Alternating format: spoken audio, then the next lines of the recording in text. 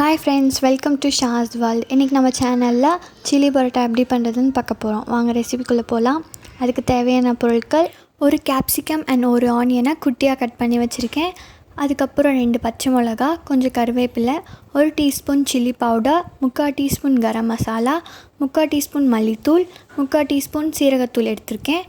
அதுக்கப்புறம் 1 teaspoon chilli sauce எடுத்திருக்கேன். அதுக்கப்புறம் 2 டீஸ்பூன் டொமேட்டோ சாஸ், கொஞ்சம் ஆயில், கொஞ்சம் சால்ட், அப்புறம் ஜிஞ்சர் கார்லிக் பேஸ்ட், அதுக்கப்புறம் 3 பரோட்டாவை சின்ன சின்னதாக கட் பண்ணி வச்சுருக்கேன். இப்போ நம்ம பேன் வச்சுட்டு ஸ்டவ் ஆன் பண்ணிக்கலாம்.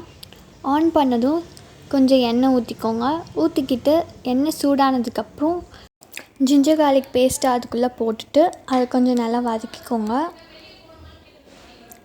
வதக்கினதுக்கப்புறம் நம்ம வச்சுருக்க கருவேப்பிலையும் பச்சை மிளகாவையும் அதில் ஆட் பண்ணி வதக்கிக்கோங்க.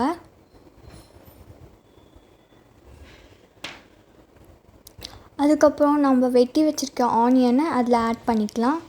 ஆட் பண்ணிவிட்டு அதை கொஞ்சம் நேரம் வதக்கிடலாம்.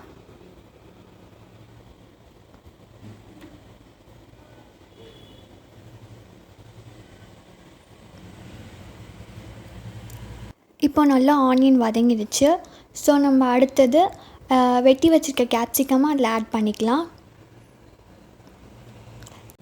கேப்சிகமும் நல்லா வதங்கினதுக்கப்புறம் நம்ம எடுத்து வச்சுருக்க மசாலா எல்லாத்தையும் அதில் ஆட் பண்ணிக்கலாம்.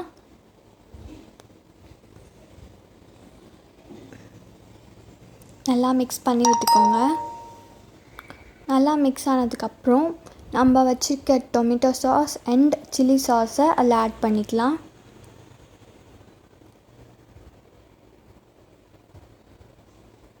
நல்லா கிண்டி விட்டுக்கோங்க. மசாலாலாம் ஈவனாக ஸ்ப்ரெட் ஆகிருக்கணும்.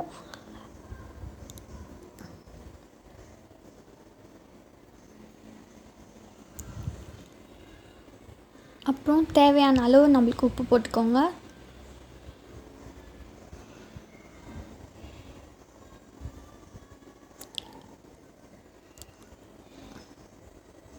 அதுக்கப்புறம் நம்ம வச்சுருக்க பரோட்டாவை அதில் மிக்ஸ் பண்ணி கிண்டி விட்டுக்கோங்க.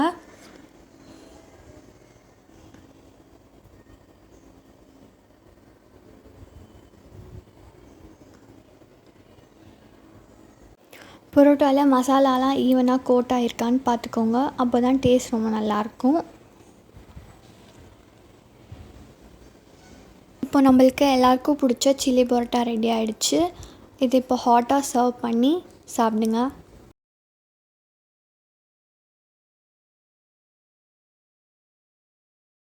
இந்த ரெசிபி உங்களுக்கு பிடிச்சிருந்தா மறக்காமல் சேனலை சப்ஸ்கிரைப் பண்ணி உங்கள் ஃப்ரெண்ட்ஸ்க்கு ஷேர் பண்ணுங்கள்.